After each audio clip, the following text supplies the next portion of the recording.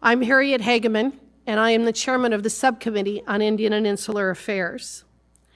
The United States is a Pacific power through its territories of Guam, Northern Mariana Islands, and American Samoa. These territories are home to over 200,000 American citizens, and as such, the U.S. has an interest in a free and open Indo-Pacific that is free from a maligned influence. Furthermore, the United States holds special relationships with 3 Pacific Island nations known as the Freely Associated States, or FAS.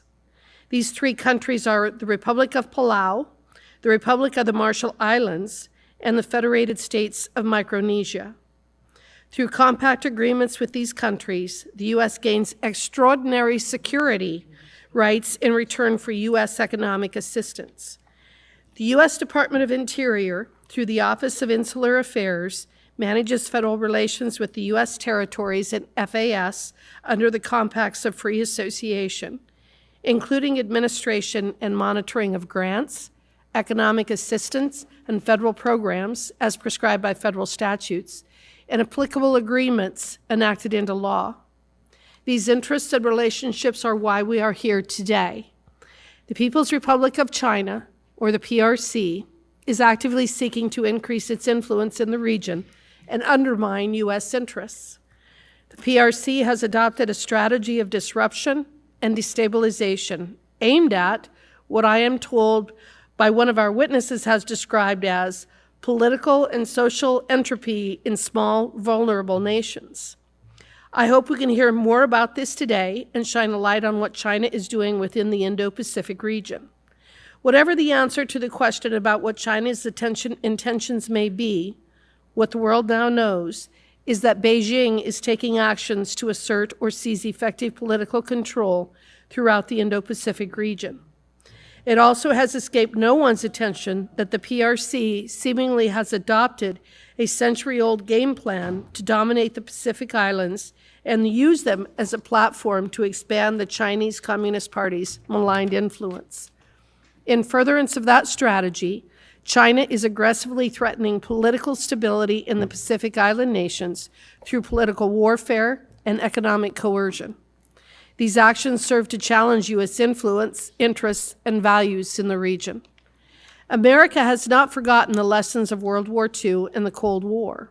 The U.S. will not stand idly by in the face of PRC political provocation attacking the sovereignty of our Pacific allies and interference in U.S. Pacific Island territories.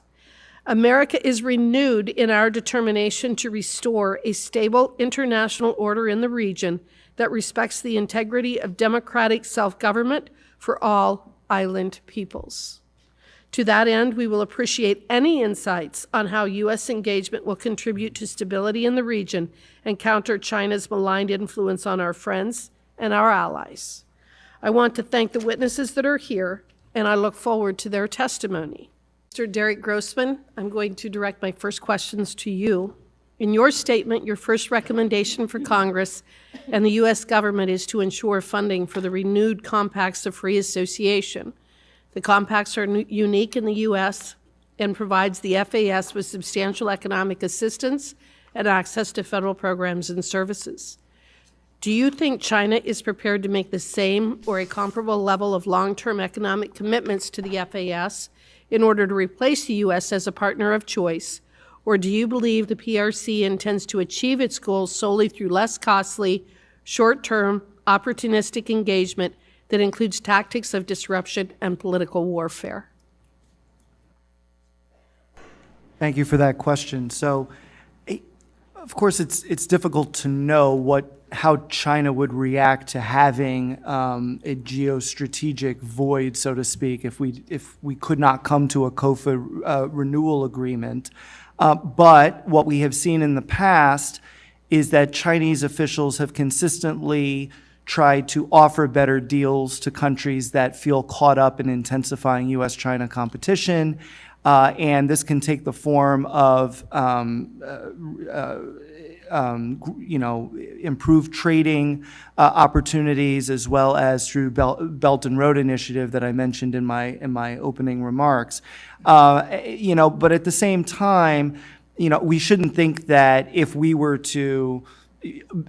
unable to renew the COFAs, that China would necessarily come in and give, equal or more in yearly economic assistance to the freely associated states. I'm not sure that is something that we can determine at this time, but I do know, I'm pretty confident that they would try to offer at least something that would make us, feel like we didn't do the right thing.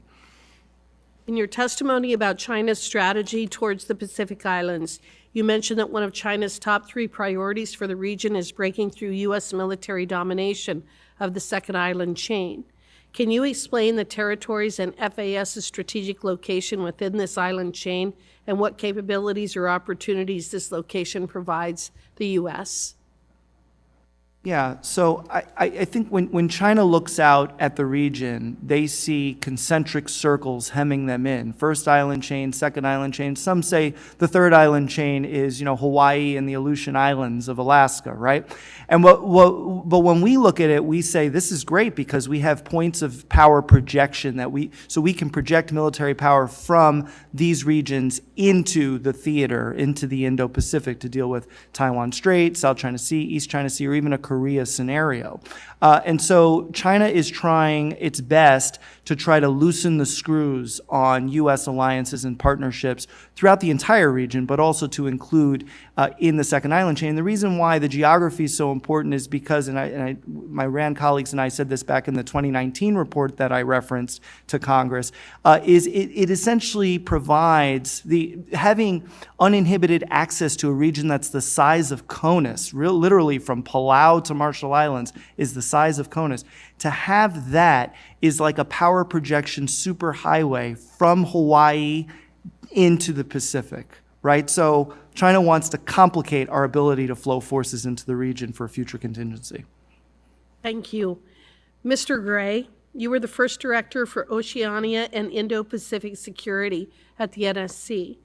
While President Biden has retained a region-specific team within the NSC, you have some recommendations about how to increase responsiveness of the senior levels of government and integrate responses into the national security strategy. To your knowledge, has the model that was stood up under the Trump administration been maintained under the current administration?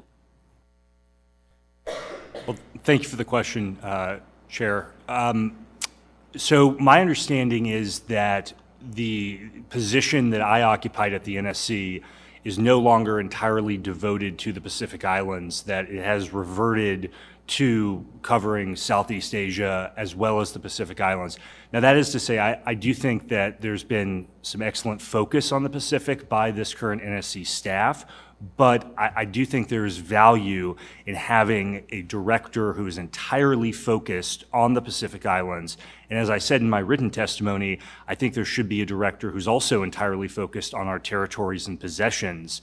Personnel is policy. And if you don't have someone who is day-to-day focused in these areas, you will have neglect.